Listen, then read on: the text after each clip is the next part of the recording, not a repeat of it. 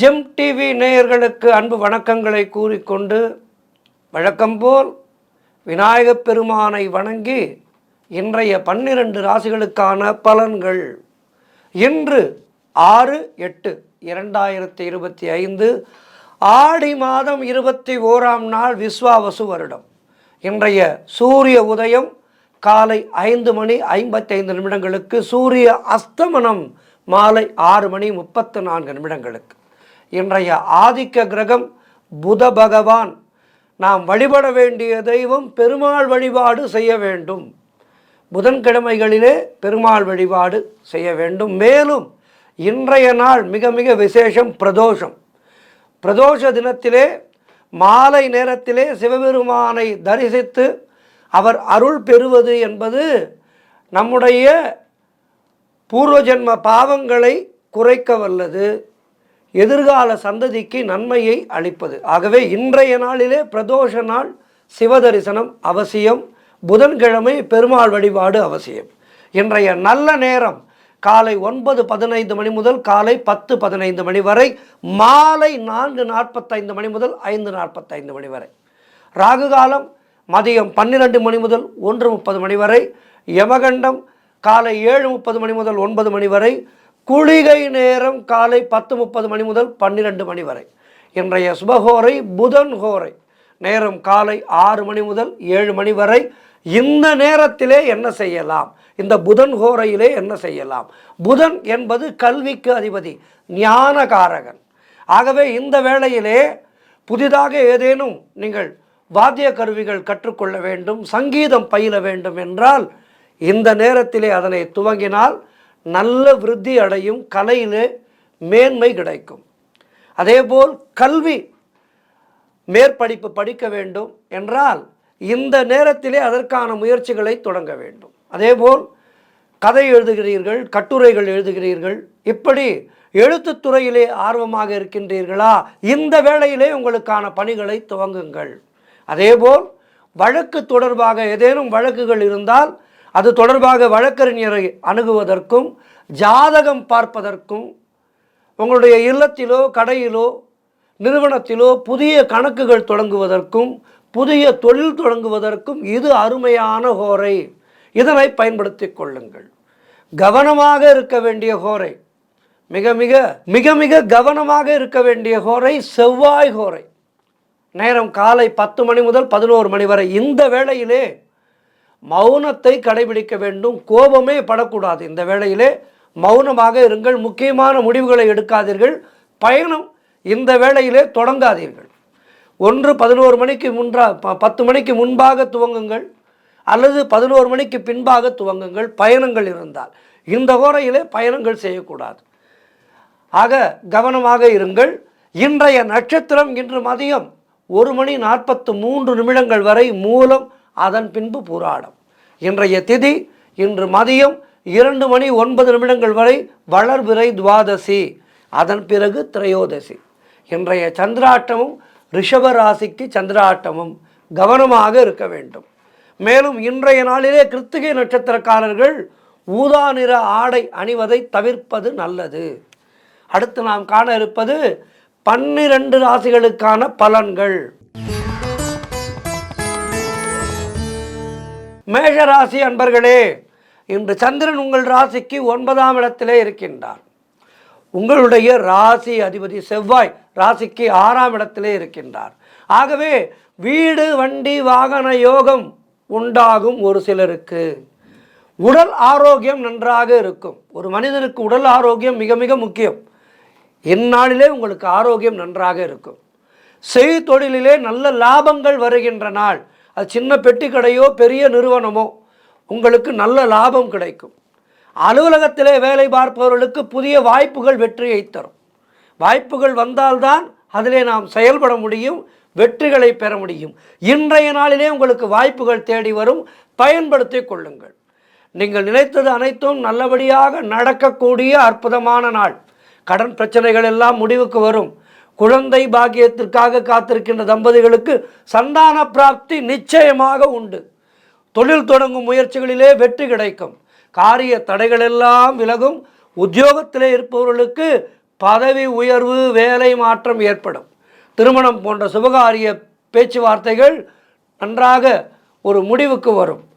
நண்பர்கள், உறவினர்கள் மூலம் நல்ல ஆதாயம் உண்டாகும். மொத்தத்தில் மேஷராசினருக்கு அற்புதமான நாள். இன்றைய நாளிலே பெருமாள் வழிபாடு செய்யுங்கள், மாலையிலே சிவ வழிபாடு செய்யுங்கள். வாழ்த்துக்கள். ரிஷபராசி அன்பர்களே, இன்று சந்திரன் உங்கள் ராசிக்கு 8ஆம் இடத்திலே இருக்கின்றார். உங்களுடைய ராசி அதிபதி சுக்கிரன் ராசிக்கு 2ஆம் இடத்திலே. ஆகவே இன்று நாள் முழுவதும் சந்திராட்டமும். மௌனத்தை கடைபிடியுங்கள். கோபத்தை முற்றிலுமாக குறைத்து கொள்ளுங்கள். யாருக்கும் கடன் கொடுக்காதீர்கள், கடன் வாங்காதீர்கள். உங்களுடைய குலதெய்வத்தினுடைய நாமத்தை சொல்லிக்கொண்டே இருங்கள். ராமநாமம் சொல்லுங்கள், எழுதுங்கள். உடல் ஆரோக்கியத்திலே மிகுந்த கவனம் தேவை. கூட்டுத் தொழிலிலே புதிய முதலீடுகளை, புதிய முயற்சிகளை தவிர்க்க வேண்டும். கணவன் மனைவிக்குள் சண்டை சச்சரவுகள் ஏற்பட்டு விலகும். ஆகவே இன்றைய நாளிலே கோபத்தை முற்றிலுமாக தவிர்த்து கொண்டு மௌனத்தை கடைபிடித்தால் இன்றைய நாள் சிறப்பாக இருக்கும். இன்றைய நாளிலே நீங்கள் என்ன செய்ய வேண்டும்? காலையிலே பெருமாள் வழிபாடு செய்யுங்கள், மாலையிலே பிரதோஷம் சிவ வழிபாடு செய்யுங்கள். சிவ ஆலயத்திற்கு சென்று நந்தியம்பெருமானுக்கு நடைபெறுகின்ற அந்த அபிஷேக வைபவங்களை காணுங்கள். நந்தியம்பெருமானுடைய அருளினாலே இந்த பிரதோஷ வேளை வழிபாட்டினாலே உங்களுடைய சந்திராட்டம பாதிப்புகள் குறையும். சிவாலயத்திலே அமர்ந்து கோளறு பதிகம் படியுங்கள். வாழ்த்துக்கள். மிதுன ராசி அன்பர்களே, இன்று சந்திரன் உங்கள் ராசிக்கு 7ஆம் இடத்திலே இருக்கின்றார். உங்களுடைய ராசி அதிபதி புதன் ராசிக்கு 2ஆம் இடத்திலே இருக்கின்றார். ஆகவே இன்றைய நாளிலே எல்லா விதத்திலும் வெற்றிகள் உண்டாகும். கணவன் மனைவிக்குள் இருந்து வந்த பிரச்சனைகள் எல்லாம் தீரும். மனம் சந்தோஷமாக இருக்கும். கூட்டு தொழிலிலே நல்ல லாபங்கள் வரக்கூடிய நாள். நினைத்த காரியங்கள் அனைத்தும் நல்லபடியாக நடக்கும். புதிதாக வேலை தேடிக்கொண்டிருப்பவர்களுக்கு வேலை கிடைக்கும். தொழில் சொந்தமாக தொழில் செய்பவர்களுக்கு நல்ல லாபம் கிடைக்கின்ற நாள். அலுவலகத்திலே வேலை பார்ப்பவர்களுக்கு சம்பள உயர்வு, பதவி உயர்வு போன்றவை கிடைக்கும். மொத்தத்தில் சுபகாரியங்கள் நடக்கக்கூடிய அற்புதமான நாள். வீடு, வண்டி, வாகன யோகம் உண்டாகும். செய்கின்ற செயலிலே பெயரும் புகழும் கிடைக்கும். நண்பர்கள் மூலம் அனுகூலம் உண்டாகும். தொழில் முயற்சிகள் எல்லாம் வெற்றியை பெறும். அற்புதமான நாள் இன்றைய நாள். பெருமாள் வழிபாடு செய்யுங்கள், மாலையிலே பிரதோஷ வழிபாடு செய்யுங்கள். வாழ்த்துக்கள். கடகராசி அன்பர்களே, இன்று சந்திரன் உங்கள் ராசிக்கு 6ஆம் இடத்திலே இருக்கின்றார். ஆகவே காரிய தடைகள் ஏற்பட்டு விலகும். அலுவலகத்திலே வீண் வாதங்களை எல்லாம் தவிர்க்க வேண்டிய நாள். கூட்டு தொழிலிலே மன வருத்தங்கள் உண்டாகலாம். உடல் ஆரோக்கியத்திலே எச்சரிக்கையாக இருக்க வேண்டும். குடும்பத்திலே கணவன் மனைவிக்குள் சண்டை சச்சரவுகள் ஏற்பட்டு விலகும். நண்பர்கள், உறவினர்கள் மூலம் நல்ல அனுகூலம் உண்டாகும். திருமணம் போன்ற சுபகாரிய பேச்சுவார்த்தைகள் சற்று தாமதமாகும். அலுவலகத்திலே வேலை பார்ப்பவர்களுக்கு பணிச்சுமை அதிகமாக இருக்கும். தொழில் மற்றும் வியாபாரத்திற்காக புதிய முதலீடுகளை, புதிய முயற்சிகளை முற்றிலும் தவிர்க்க வேண்டிய நாள். தேவையில்லாத செலவுகள் ஏற்படலாம், கவனமாக இருக்க வேண்டும். பெருமாள் வழிபாடு செய்யுங்கள், மாலையிலே பிரதோஷ வழிபாடு செய்யுங்கள். வாழ்த்துக்கள். சிம்மராசி அன்பர்களே, இன்று சந்திரன் உங்கள் ராசிக்கு 5ஆம் இடத்திலே இருக்கின்றார். உங்களுடைய ராசி அதிபதி சூரியன் ராசிக்கு 12ஆம் இடத்திலே இருக்கின்றார். ஆகவே வியாபாரத்திலே நல்ல லாபங்கள் உண்டாகும். நண்பர்கள் மூலமும் உறவினர்கள் மூலமும் நல்ல அனுகூலங்கள் உண்டாகும். சுபகாரியங்கள் கைகூடி வரும். புதிதாக வேலை தேடிக்கொண்டிருப்பவர்களுக்கு நல்ல வேலை கிடைக்கும். கடன் பிரச்சனைகள் முற்றிலுமாக தீரும். பதவி உயர்வோடு வேலை மாற்றம் ஒரு சிலருக்கு ஏற்படும். பழைய பாக்கிகள் வசூலாகும். உழைப்புக்கு ஏற்ற ஊதியம் கிடைக்கும். திருமண பேச்சுவார்த்தைகள் சுபமாக முடிகின்ற நாள். பணவரவு அதிகரிக்கும். குழந்தைகளால் மகிழ்ச்சி உண்டாகும். சுபவிரயங்கள் ஏற்படக்கூடிய நாள். கணவன் மனைவியிடையே நல்ல ஒற்றுமை ஏற்படும். சிறப்பான நாள் இது. இன்றைய நாளிலே சிம்மராசினர் பெருமாள் வழிபாடு செய்யுங்கள், மாலையிலே பிரதோஷ வழிபாடு செய்யுங்கள். வாழ்த்துக்கள். கன்னியா ராசி அன்பர்களே, இன்று சந்திரன் உங்கள் ராசிக்கு 4ஆம் இடத்திலே இருக்கின்றார். உங்களுடைய ராசி அதிபதி புதன் ராசிக்கு 11ஆம் இடத்திலே இருக்கின்றார். ஆகவே இன்றைய நாளிலே உங்களுக்கு சொந்த வீட்டுக்கான யோகம் அமையும். சொந்த வீடு வாங்க வேண்டும் என்று ரொம்ப நாட்களாக நினைத்து கொண்டிருப்பீர்கள். இன்றைய நாளிலே அதற்கு முயற்சிகளை தீவிரப்படுத்தி ஒரு முன்பணம் கொடுத்து விடுவீர்கள், அட்வான்ஸ் கொடுத்து விடுவீர்கள். உத்தியோகத்திலே இருப்பவர்களுக்கு சம்பள உயர்வும், பதவி உயர்வும், இடமாற்றமும் கிடைக்கும். திருமண பேச்சுவார்த்தைகள் சுபமாக முடிகின்ற நாள். மொத்தத்தில் உங்களுடைய முயற்சிகள் எல்லாம் பெரும் வெற்றி பெறுகின்ற நல்ல நாள். பணவரவு அதிகரிக்கும். குழந்தை பாக்கியத்திற்காக காத்திருக்கின்ற தம்பதிகளுக்கு சந்தான பிராப்தி உண்டு. தாய் வழி உறவுகளின் மூலம் நல்ல ஆதாயம் உண்டாகும். தொழிலிலே நல்ல வளர்ச்சி ஏற்படும். கணவன் மனைவியிடையே நல்ல ஒற்றுமை ஏற்படும். முன்னோர்களுடைய ஆசீர்வாதம் பரிபூர்ணமாக கிடைக்கும். குலதெய்வ வழிபாடு வெற்றியை தரும். ஆகவே இன்றைய நாளிலே சிறப்பாக இருக்கின்றது. மேலும் வெற்றிகளை பெறுவதற்கு பெருமாள் வழிபாடு செய்யுங்கள். மாலையிலே பிரதோஷ வழிபாடு செய்யுங்கள். வாழ்த்துக்கள். துலாம் ராசி அன்பர்களே, இன்று சந்திரன் உங்கள் ராசிக்கு 3ஆம் இடத்திலே, உங்களுடைய ராசி அதிபதி சுக்கிரன் ராசிக்கு 9ஆம் இடத்திலே. ஆகவே இன்றைய நாளிலே இளைய சகோதரர்கள் மூலம் நல்ல ஆதாயம் உண்டாகும். குழந்தைகளுக்காக சுப செலவு செய்யக்கூடிய நாள். எடுக்கின்ற முயற்சிகளிலே பெரும் வெற்றி கிடைக்கின்ற நல்ல நாள். அலுவலகத்திலே வேலை மாற்றம் ஒரு சிலருக்கு உண்டாகும். பொருள் வரவும் தனலாபமும் அதிகரிக்கின்ற நாள். கூட்டு தொழிலிலே நல்ல லாபங்கள் வரக்கூடிய நாள். தொழில் மற்றும் வியாபாரத்திலே சிறப்பான வளர்ச்சி உண்டு. திருமணம் போன்ற சுபகாரிய பேச்சுவார்த்தைகள் இனிதே முடியும்.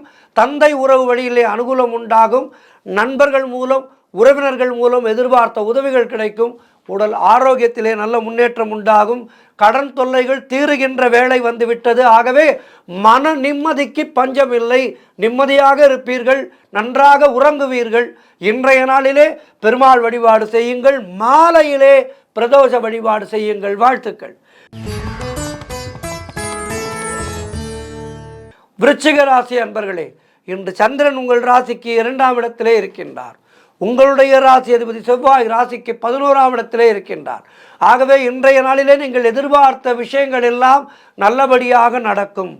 பணம் பெரிய அளவிலே உங்களுக்கு வந்து சேரும். தொழில் மற்றும் வியாபாரத்திலே சிறப்பான முன்னேற்றம் ஏற்படும். திருமணம் போன்ற சுபகாரிய பேச்சுவார்த்தைகள் இனிதே முடியும். உறவினர்களோடு இருந்து வந்த மன வருத்தங்கள் எல்லாம் தீரும். பிள்ளைகளால் பெருமை ஏற்படும். வாழ்க்கை துணையால் மகிழ்ச்சி உண்டாகும். கடன் பிரச்சனைகள் முற்றிலுமாக தீருகின்ற நாள். மனம் சந்தோஷமாக இருக்கும். பழைய பாக்கிகள் வசூலாகும். காரிய வெற்றிகள் உண்டாகின்ற நல்ல நாள். கூட்டு தொழிலிலே நல்ல லாபங்கள் ஏற்படும். எதிர்பார்த்த இடமாற்றம் கிடைக்கும். திருமணம் போன்ற சுபகாரிய பேச்சுவார்த்தைகள் இனிதே முடியும். மொத்தத்தில் இன்றைய நாள் சிறப்பான நாள். பெருமாள் வழிபாடு செய்யுங்கள். மாலையிலே பிரதோஷ வழிபாடு செய்யுங்கள். வாழ்த்துக்கள். தனுசு ராசி அன்பர்களே, இன்று சந்திரன் உங்கள் ராசியிலேயே இருக்கின்றார். உங்களுடைய ராசி அதிபதி குரு ராசிக்கு 7ஆம் இடத்திலே இருக்கின்றார். ஆகவே அலுவலகத்திலே வேலை பார்ப்பவர்களுக்கு பதவி உயர்வோடு சம்பள உயர்வு கிடைக்கும். உடல் ஆரோக்கியம் திருப்திகரமாக இருக்கும். மனம் சந்தோஷமாக இருக்கும். புதிய முயற்சிகள் எல்லாம் பெரும் வெற்றியை பெறும். தொட்டதெல்லாம் பொன்னாகக்கூடிய அற்புதமான நாள். பணவரவு அதிகரிக்கும். பொருளாதாரம் திருப்திகரமாக இருக்கும். நண்பர்கள் மூலமும் உறவினர்கள் மூலமும் அனுகூலங்கள் உண்டாகும். வேலை தேடிக்கொண்டிருப்பவர்களுக்கு வேலை கிடைக்கும். காரிய தடைகள் எல்லாம் விலகி எடுக்கின்ற முயற்சிகளிலே பெரும் வெற்றி கிடைக்கின்ற நல்ல நாள். மனம் உற்சாகமாக காணப்படக்கூடிய நல்ல நாள். நீண்ட நாட்களாக குழந்தை பாக்கியத்திற்காக காத்திருக்கின்ற தம்பதிகளுக்கு சந்தான பிராப்தி உண்டாகும். மொத்தத்தில் முன்னேற்றம் பெறுகின்ற அற்புதமான நாள் இன்றைய நாள். இன்றைய நாளிலே பெருமாள் வழிபாடு செய்யுங்கள். பிரதோஷ வழிபாடு செய்யுங்கள். வாழ்த்துக்கள். மகர ராசி அன்பர்களே, இன்று சந்திரன் உங்கள் ராசிக்கு 12ஆம் இடத்திலே இருக்கின்றார். உங்களுடைய ராசி அதிபதி சனி ராசிக்கு 2ஆம் இடத்திலே இருக்கின்றார். ஆகவே இன்றைய நாளிலே குலதெய்வ வழிபாடு வெற்றியை தரும். வீண் வாக்குவாதங்களை எல்லாம் தவிர்க்க வேண்டிய நாள். வேலை மாற்றம் ஒரு சிலருக்கு உண்டாகும். தேவையில்லாமல் மற்றவர்களுடைய விஷயங்களிலே தலையிடக்கூடாது. காரிய அனுகூலங்கள் உண்டாகின்ற நாள். மேலதிகாரிகளால் நெருக்கடிகள் உண்டாகும். வீண் விரயங்கள் உண்டாகும். ஆகவே கவனமாக இருங்கள். எல்லா விஷயத்திலேயும் மிக மிக கவனமாக இருக்க வேண்டும். உத்தியோக உயர்வும் பணியிட மாற்றமும் கிடைக்கும். பொருளாதாரம் நெருக்கடியாக இருக்கின்றது. ஆகவே பொருளாதாரத்திலும் சரி உடல் நலத்திலும் சரி மிகுந்த எச்சரிக்கையோடு இருங்கள். இன்றைய நாளிலே பெருமாள் வழிபாடு செய்யுங்கள். பிரதோஷ வழிபாடு செய்யுங்கள். வாழ்த்துக்கள். கும்பராசி அன்பர்களே, இன்று சந்திரன் உங்கள் ராசிக்கு 11ஆம் இடத்திலே இருக்கின்றார். உங்களுடைய ராசி அதிபதி சனி ராசியிலேயே இருக்கின்றார். ஆகவே சகலவிதமான பாக்கியங்களும் கிடைக்கின்ற நல்ல நாள். மூத்த சகோதரர்கள் மூலம் ஆதாயம் உண்டாகும். பொருளாதாரத்திலே பெரும் வளர்ச்சி உண்டாகும். குடும்ப ஒற்றுமை சந்தோஷத்தை தரும். நண்பர்கள் மூலமும் உறவினர்கள் மூலமும் நல்ல அனுகூலம் உண்டாகும். வீடு வண்டி வாகன மாற்றம் ஏற்படும், குழந்தைகளால் பெருமை ஏற்படும், காரிய தடைகள் எல்லாம் விலகி காரிய வெற்றிகள் உண்டாகின்ற நாள், சுபகாரியங்கள் நடக்கக்கூடிய அற்புதமான நாள், தொழிலிலே நல்ல லாபங்கள் ஏற்படும், கடன் பிரச்சனைகள் தீரும், வேலை தேடிக்கொண்டிருப்பவர்களுக்கு வேலை கிடைக்கும். மொத்தத்தில் இன்றைய நாள் அருமையாக இருக்கின்றது. பெருமாள் வழிபாடு செய்யுங்கள், பிரதோஷ வழிபாடு செய்யுங்கள். வாழ்த்துக்கள். இறுதியாக மீனராசி அன்பர்களே, இன்று சந்திரன் உங்கள் ராசிக்கு 10ஆம் இடத்திலே இருக்கின்றார். உங்களுடைய ராசி அதிபதி குரு ராசிக்கு 4ஆம் இடத்திலே இருக்கின்றார். ஆகவே இன்றைய நாளிலே உங்களுடைய திறமைகள் வெளிப்படும், பெயரும் புகழும் கிடைக்கக்கூடிய அற்புதமான நாள். பொருளாதாரத்திலே பெரும் வளர்ச்சி உண்டாகும். குழந்தை பாக்கியத்திற்காக காத்திருக்கின்ற தம்பதிகளுக்கு சந்தான பிராப்தி உண்டாகும். தாய் வழி சொந்தங்களின் உதவிகள் கிடைக்கும். கடன் தொல்லைகள் விலகும். மனக்குழப்பங்கள் தீருகின்ற நாள். உங்களுடைய முயற்சிகள் எல்லாம் கைகூடி வரும். தொழிலிலே நல்ல முன்னேற்றம் ஏற்படும். திருமணம் போன்ற சுபகாரிய பேச்சுவார்த்தைகள் இனிதே முடியும். உத்தியோக மாற்றம் ஒரு சிலருக்கு உண்டாகும். எதிர்பார்த்த விஷயங்கள் எல்லாம் நல்லபடியாக நடக்கும். உடல் ஆரோக்கியம் நன்றாக இருக்கும். இன்றைய நாளிலே பெருமாள் வழிபாடு செய்யுங்கள், பிரதோஷ வழிபாடு செய்யுங்கள். வாழ்த்துக்கள். 12 ராசியினருக்கும் இன்றைய நாள் சிறப்பாக இருக்க பிரார்த்திக்கின்றேன். நன்றி, வணக்கம். இன்றைய ஆன்மீக தகவல். இந்த ஆடி மாதம் முடிய போகின்றது. ஆடி மாதத்துக்கு முடியறதுக்கு இன்னும் ஒரு 10 நாட்கள் தான் இருக்கின்றது. ஆடி மாதம் துவங்கும் போது நமக்கு பண்டிகைகள் துவங்குகின்றது. ஆடி பெருக்கு, ஆடி தபசு, ஆடி அமாவாசை, இப்படி ஆடி மாதம் துவங்கும் போது நமக்கு பண்டிகைகள் வரிசையாக வருகின்றது. வரலட்சுமி விரதம், ஆவணி அவிட்டம் என்று வரிசையாக பண்டிகைகள், கிருஷ்ண ஜெயந்தி வர இருக்கின்றது. இப்படி பண்டிகைகள் துவங்குகின்ற ஒரு மாதம் ஆடி மாதம். உற்சாகமான மாதம், அம்மன் வழிபாடு செய்கின்ற மாதம். இந்த பஞ்சபூதங்கள் நமக்கு மிக மிக முக்கியமானவை. நீர், நிலம், காற்று, ஆகாயம், இப்படி இந்த பஞ்சபூதங்கள் நமக்கு மிக மிக முக்கியமானவை. பஞ்சபூதங்களிலே இறைவன் இருக்கின்றார். ஆகவே நம்முடைய சனாதன தர்மமானது எல்லாவற்றையும் வணங்க சொல்கின்றது. மரம் இல்லை என்றால் மனிதன் இல்லை. ஊரிலே நிறைய மரங்கள் இருந்தால் மழை பொழிவு அதிகம் இருக்கும். ஆகவே நீரில்லா உலகு அமைய முடியாது. நீர்தான் ஆதாரமாக இருக்கின்றது. ஆகவே நம்முடைய வழிபாட்டிலே பார்த்தீர்களானால் நீருக்கு மிக மிக மிக முக்கியத்துவம். அதேபோல் நீர்நிலைகளுக்கெல்லாம் சக்தியினுடைய பெயரை வைத்து நீர்நிலைகளை நாம் வணங்குகின்றோம். இந்த ஆடிப்பெருக்கு அதனுடைய தத்துவத்தை இன்றைய நாளிலே நாம் பார்க்க இருக்கின்றோம்.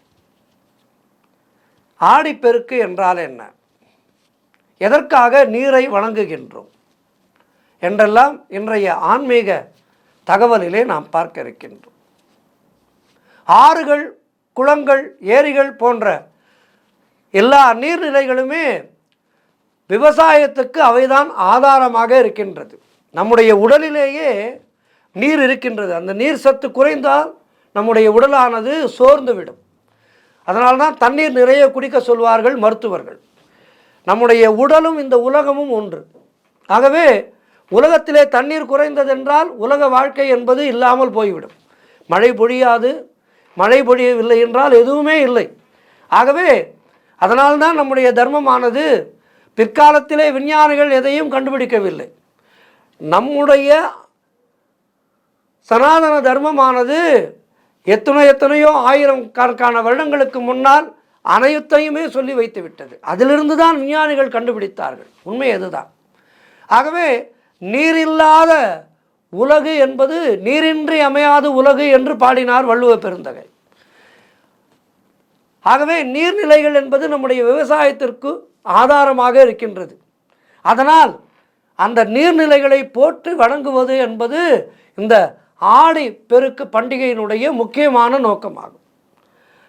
இந்த வேண்டுதல் என்பது எதிர்காலத்திலே செழித்து வளர வேண்டும், பயிர்கள் எல்லாம் இல்லாமை என்பது இல்லாமல் இருக்க வேண்டும், எல்லோரும் எல்லாமும் பெற வேண்டும் என்பதற்கான வேண்டுதல்.